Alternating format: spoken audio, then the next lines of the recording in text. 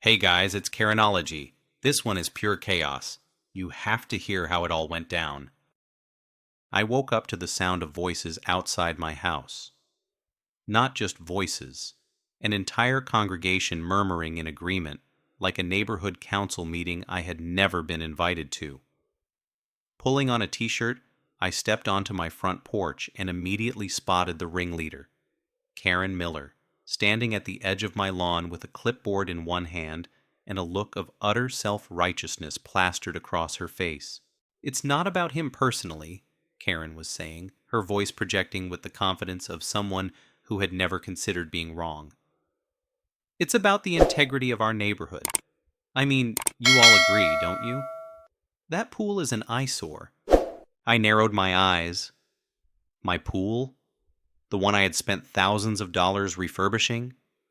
The one I barely even used, except for the occasional evening swim to clear my head? I crossed my arms and cleared my throat loudly. The group turned toward me in unison, their expressions varying from sheepish to defiant. Karen, however, only smiled. "Jack, good morning. We were just discussing the community's concerns." "Let me guess," I said, leaning against the doorframe. "My pool is ruining the neighborhood's pristine aesthetic?" Karen feigned a sympathetic nod. "Oh, Jack, you must understand. It's not personal. We have an image to maintain. It's not just about looks. It's about safety, property values, and keeping our community harmonious. I'm sure you understand." "Yeah?" I took a step forward. "Because from where I'm standing, it sounds like a bunch of people with nothing better to do are inventing problems. My pool is on my property. I have permits. I follow regulations.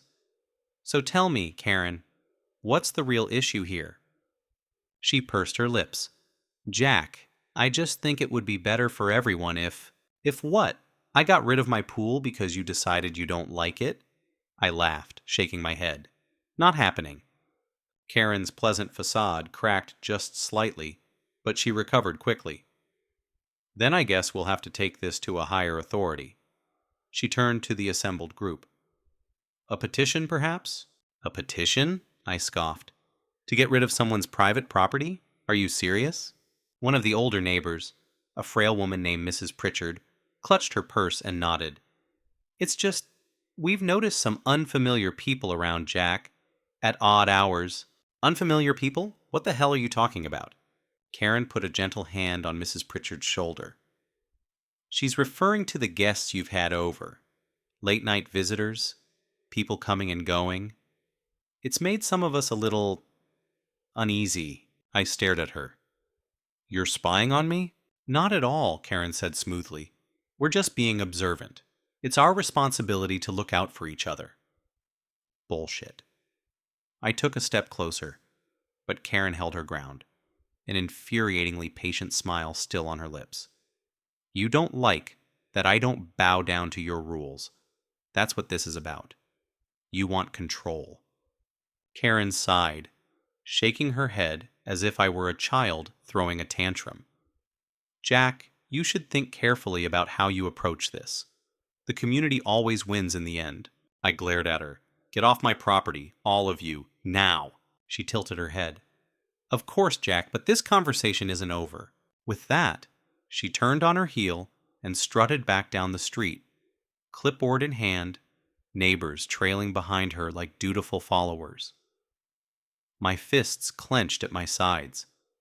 I knew Karen had always been insufferable, but this was something else. A warning. That night, Owen arrived. My old friend from the theater days. A man who had directed some of the best plays I had ever performed in. He was supposed to be staying with me for a few weeks while working on a new project nearby.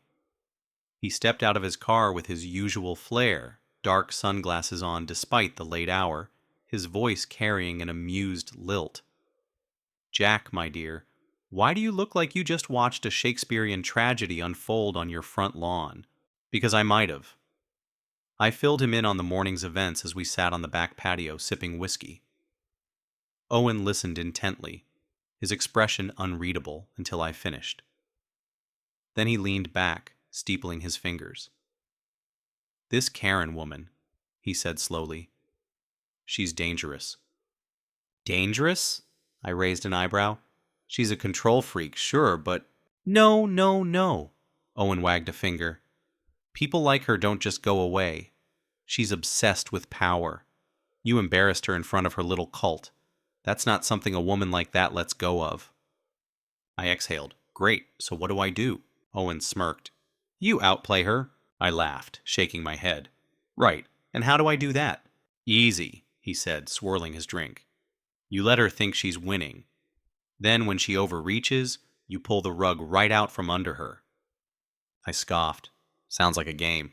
"Everything is a game, my friend," Owen said, raising his glass. "The trick is making sure you're the one writing the script." We clinked glasses, but a sinking feeling settled in my gut. Because deep down, I knew Owen was right. Karen wasn't going to stop. This wasn't just about my pool. This was a battle for control. And whether I wanted to or not, I had just become her newest adversary. I woke up the next morning to a heavy silence that felt unnatural, like the neighborhood itself was holding its breath. As I stepped out onto the back patio with my coffee, I noticed something was off. It took me a moment to register exactly what it was. My pool, or rather, what was left of it. A solid slab of gray concrete filled the entire space where my pool had been just the night before. The water, the tiles, the depth, all of it erased in one calculated act of destruction. My grip tightened around my coffee mug as my brain struggled to process the sheer audacity. Owen stepped outside a moment later, stretching with an exaggerated yawn. His sunglasses were still on, despite the early hour. Then he noticed where my gaze was locked. "Well," he said, tilting his head, "that's one way to make a statement." I could feel my pulse in my ears. "She did this." Owen let out a low whistle. "Of course she did. The woman practically declared war yesterday. But this is impressive. In the worst way. I didn't even realize I had stepped forward until I was kneeling at the edge of the pool, running my hand over the rough, dry concrete. It was already set. This hadn't happened overnight. This had been planned, orchestrated, executed. While I had been sitting here last night, drinking with Owen, thinking about strategy, I stood up and stormed inside, grabbing my phone and dialing the police. Owen followed at a slower pace, watching me carefully. "You think they'll do anything?" he asked. "They have to," I snapped, pressing the phone to my ear. "This is property damage. She trespassed. There's no way in hell she gets away with this." The line clicked and a disinterested voice answered. "Police department. What's the nature of your emergency?" I forced myself to take a breath before responding. "I need to report an act of vandalism. Someone destroyed my private property." The woman on the other end sounded positively bored. "Address!" I rattled it off, pacing the kitchen. Owen leaned against the counter, arms crossed, studying my every move. "Describe the damage." "My pool was filled with concrete," I said through clenched teeth. There was a pause. "Like, accidentally?" I let out a humorless laugh. "No, not accidentally. Someone did this deliberately, without my permission. Do you have any suspects?" "Yeah," I said, gripping the phone tighter. "My neighbor, Karen Miller." Another pause, then, "Hold for an officer." Owen raised an eyebrow as I tapped my fingers against the counter, waiting. A minute later, a gruff male voice came on the line. "This is Officer Brad McKenzie. I understand you're reporting some vandalism?" "That's right.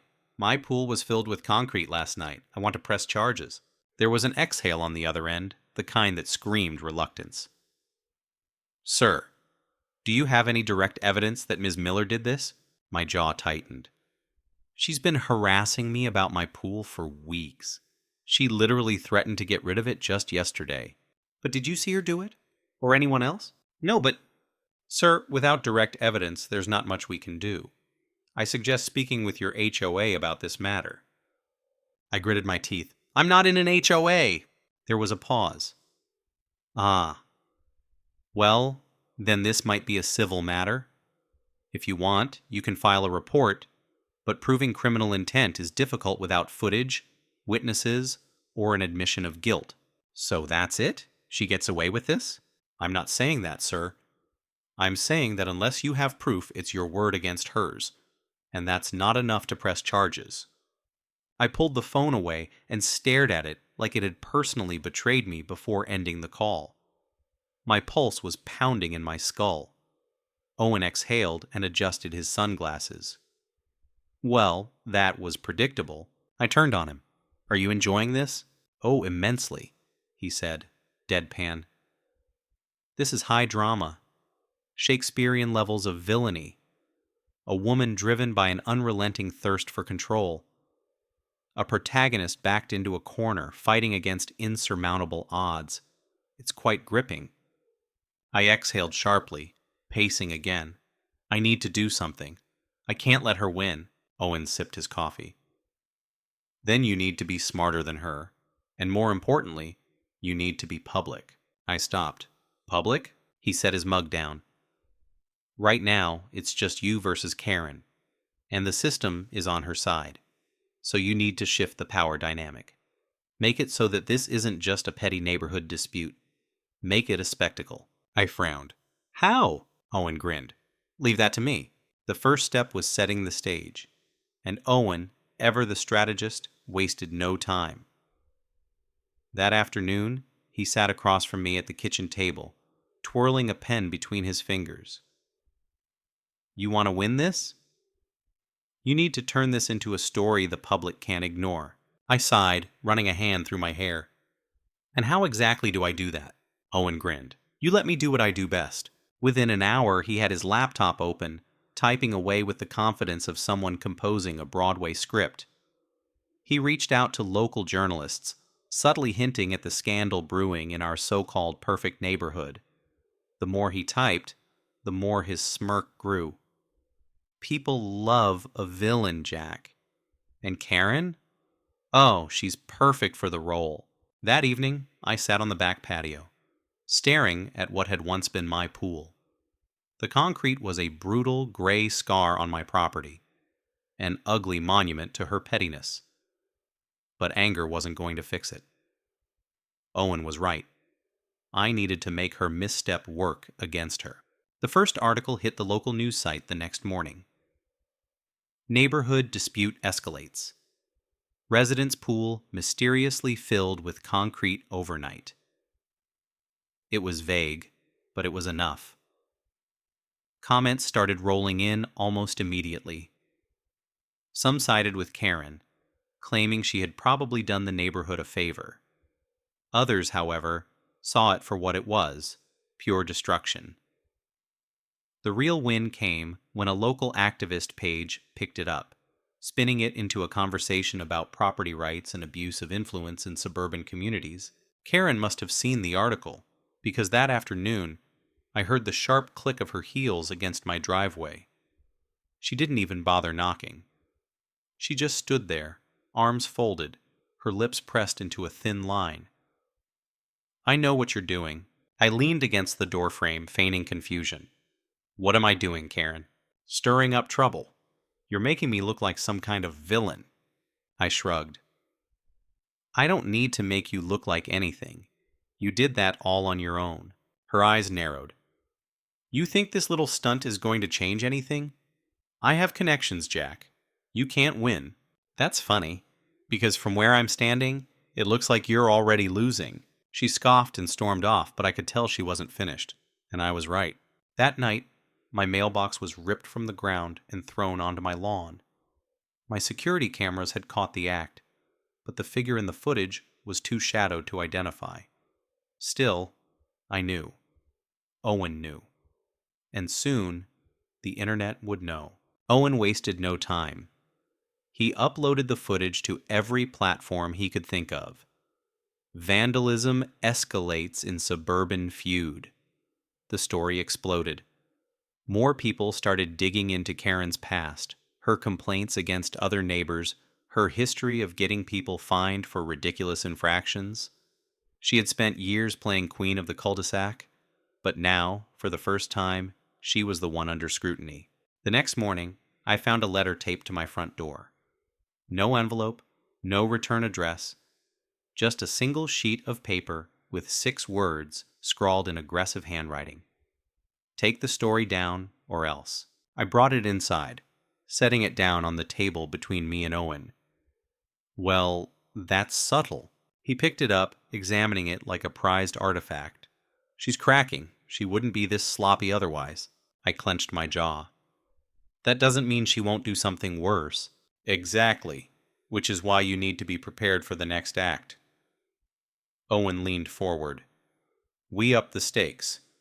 How? We make sure this isn't just a story, it's a movement. I frowned. Owen, no, listen to me. This isn't just about you anymore. People are angry. They're sick of people like Karen throwing their weight around, thinking they can do whatever they want.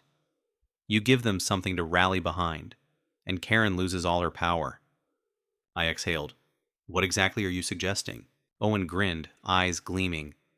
A public event, a protest, something loud, something undeniable.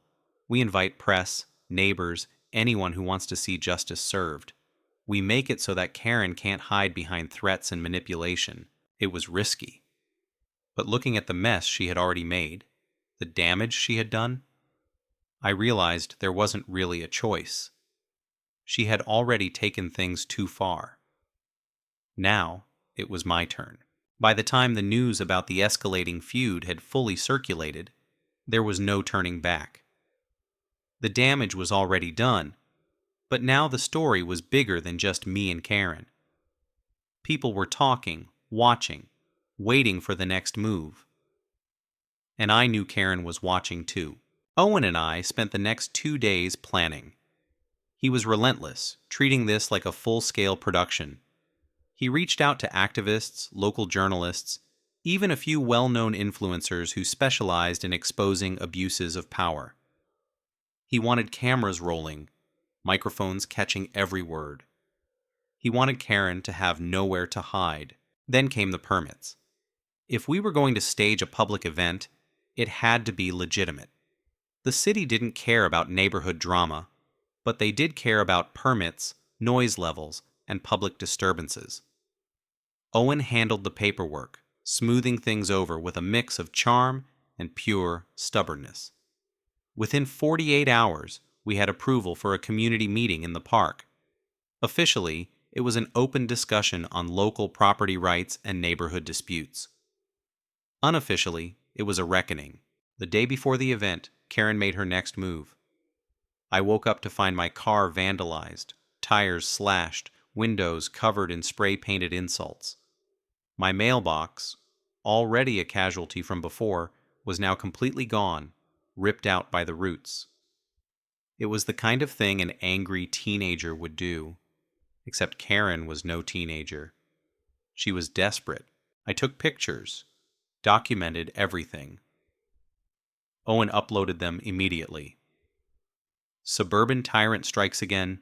Karen's reign of terror continues. The internet ate it up. People who had never met her were calling for her downfall. Her name was trending on social media. But the real surprise came when neighbors, people who had been silent for so long, started speaking up. Stories poured in. Karen had fined an elderly couple for putting up a garden fence 2 inches taller than regulations allowed. She had reported another neighbor's son for running a lemonade stand without a permit. She had successfully petitioned to have someone's shed torn down because it clashed with the community aesthetic. For years, she had ruled the neighborhood through intimidation and bureaucracy. But now, people were realizing they weren't alone. The night before the event, my doorbell rang. I half expected it to be Karen herself, furious and demanding that I shut everything down. Instead, it was Mrs. Pritchard, the elderly neighbor who had been on Karen's side from the beginning. She looked nervous, clutching a small folder. I invited her in, offering her a seat, but she shook her head. "I just wanted to give you this," she said, passing me the folder. "It's records. Things Karen's done. To me, to others. I should have said something sooner. I'm sorry." I opened the folder. Inside were years' worth of complaints, emails, letters, proof of every underhanded move Karen had pulled. I looked up at Mrs. Pritchard, stunned. "Why now?" She hesitated, then said softly, "Because I saw what she did to your pool, and your car, and your mailbox, and I realized if she could do that to you, she could do worse to any of us.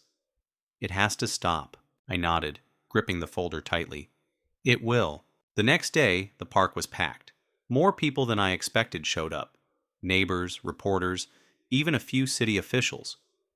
Owen had set up a small stage, complete with a microphone and a large screen, where he planned to project everything we had gathered.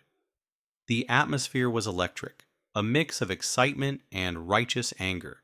Then Karen showed up. She arrived like she always did, confident, with an air of authority she hadn't earned. But this time, she wasn't met with deference.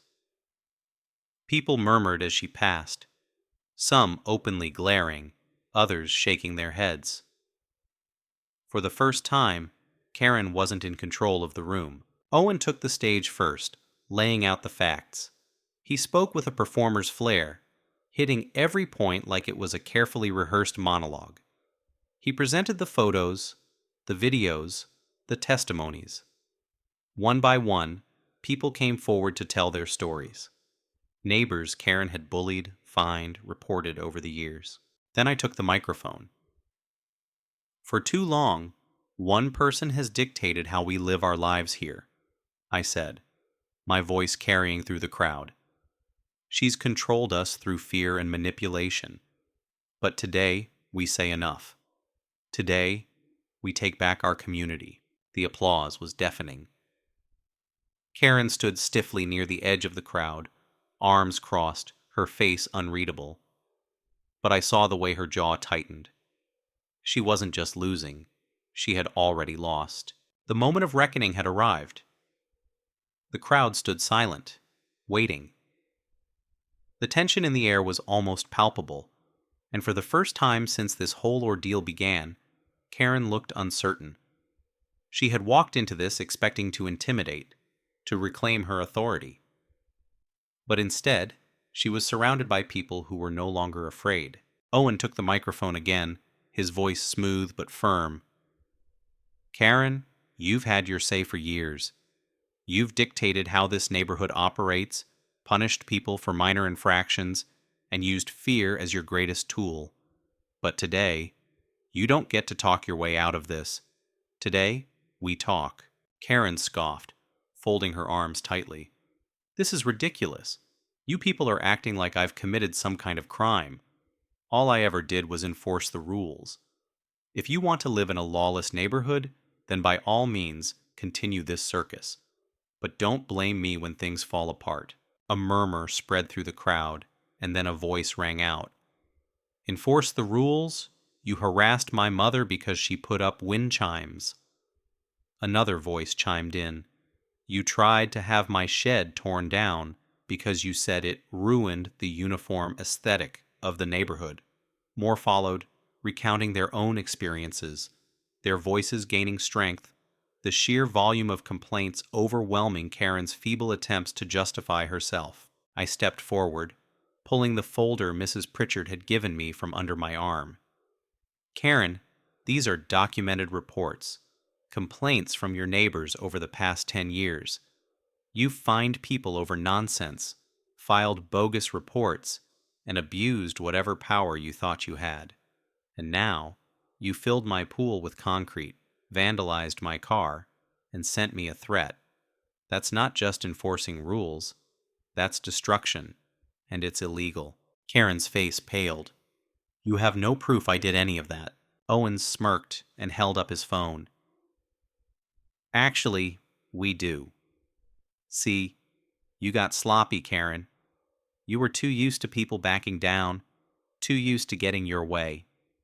But you forgot about cameras, about digital footprints, about the fact that people are finally paying attention. We have footage of you approaching Jack's property the night of the vandalism. We have records of the fake complaints you filed. And we have testimony from multiple neighbors who watched you abuse your so-called authority for years. A ripple of energy went through the crowd. Someone laughed. Another shouted, "She's finished!" Karen clenched her fists. "This is harassment. I'll have all of you sued for defamation." That was when the police arrived. 2 officers stepped through the crowd, their expressions unreadable.